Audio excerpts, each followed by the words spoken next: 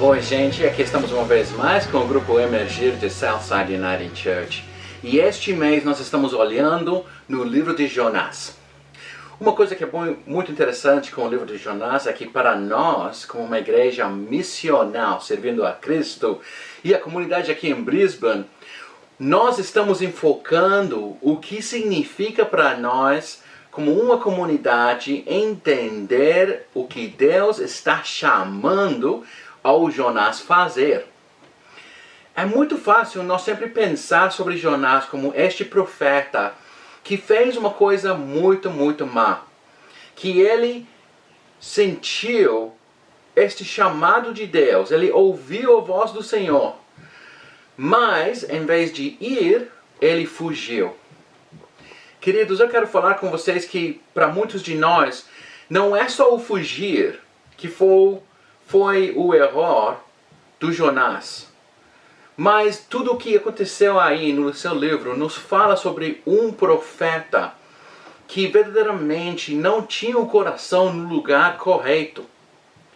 Agora, a lição para nós é que muitos de nós somos Jonás em várias situações das nossas vidas.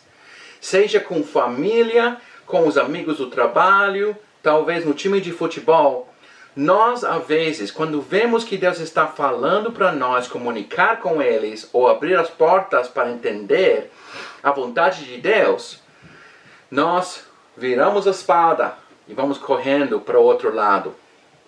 E não deve ser assim, queridos e amados. Verdadeiramente, se nós somos chamados pelo nome de Deus, e se nós sabemos e entendemos que Ele é o nosso Salvador, nós temos uma coisa tão bonita para compartilhar com eles.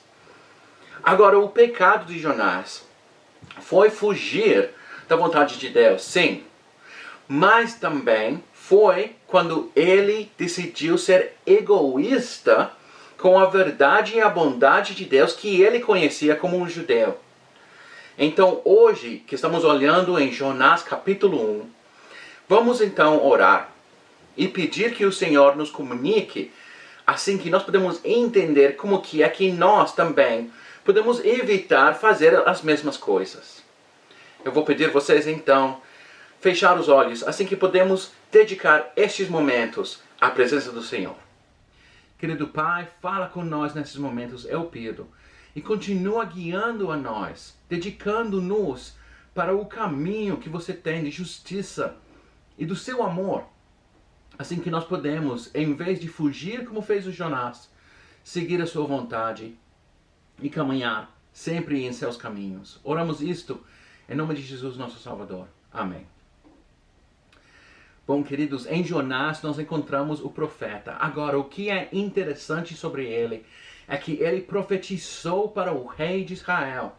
Nós lemos no livro dos reis que ele estava então lá e foi ele que profetizou para um rei muito mau, que ele ia ganhar muito terreno em nome de Deus. O que foi interessante é que esse rei foi e pecou, e nesse pecar, um outro profeta chegou para rejeitar o que diz o profeta Jonás. E dessa maneira, este rei perdeu o que ele tinha antes. É este o contexto que os judeus entendiam o Jonás antes de ler o livro dele. Mas o que é interessante é que este livro nos fala mais que nada sobre o amor que tem Deus pelo mundo. Olha, neste capítulo, o capítulo 1 que nós já ouvimos, nós vemos que Deus ama os marinheiros. Estes marinheiros, que provavelmente eram fenéticos, eles eram de um povo contra o povo de Israel. Eles adoravam os seus mesmos deuses. Mas o que é interessante é que até nessa situação, quando eles descobriram que era o Deus o que criou o mar e a terra, eles então temam a esse Deus. E essa palavra aí, temar, significa que eles começaram a adorar o Deus de Israel, o nosso Deus. Agora, para nós é muito fácil ler o livro de Jonás e ver aí um filho de Deus que verdadeiramente está muito equivocado. Que em tudo que ele está fazendo, ele está dizendo para Deus, não, eu não quero fazer isso.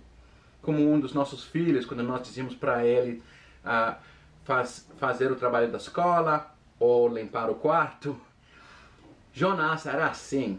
E em um sentido, Deus estava respondendo a ele de uma maneira de um pai que o ama. Quando Jonás fugiu, Deus deixou que ele fugia. Mas nessa experiência, o Jonás também experimentou o que era a morte. E nós lemos muito disso em Jonás capítulo 2, que vamos olhar a semana que vem. Os marinheiros estavam então tentando adivinhar de onde vinha esta tempestade. Por que é que nós estamos passando por isto? Por que estamos sofrendo com isto? E queridos e amados, nós também temos pessoas nas nossas vidas que podem perguntar a mesma coisa. Que estão numa situação semelhante, dizendo por que é que nós estamos passando por esta situação. Seja uma situação má financeira, seja uma situação da saúde, seja o crise mundial que estamos passando agora com a pandemia. E nesses momentos é muito fácil perder a fé. É muito fácil duvidar e pensar, Deus, como é que você pode estar nessa situação?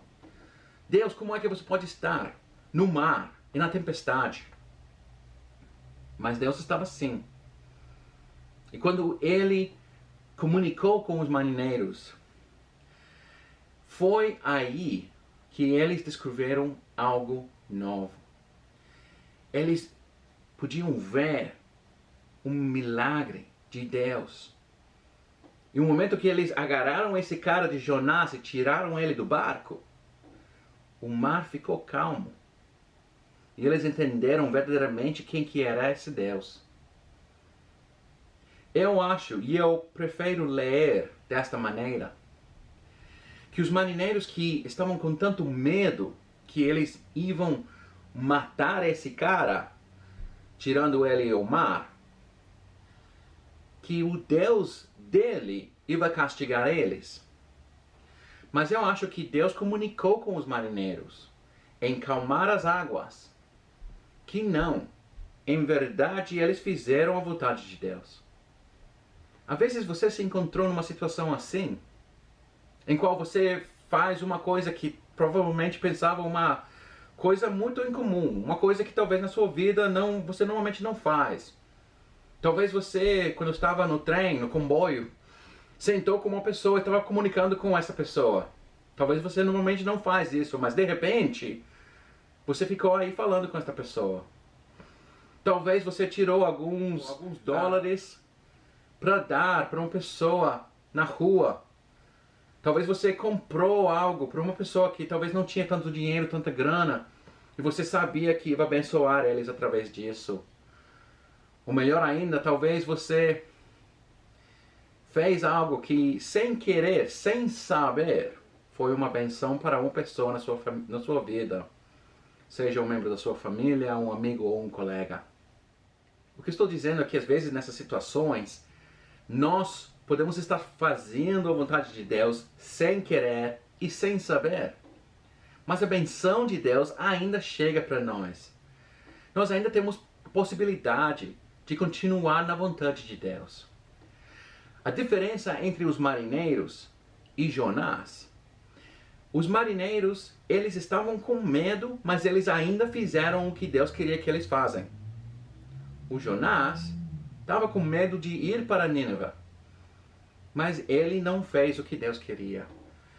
Então Deus castigou o Jonás, mas através desse castigo, ele salvou os marinheiros.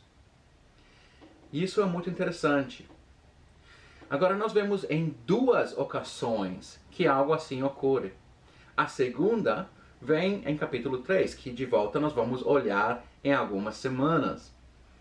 Mas é interessante que o amor de Deus para os gentiles, ou as pessoas que não são de Israel, é bem aparente em meio do livro de Jonás, um livro de um profeta que profetizou para o rei de Israel.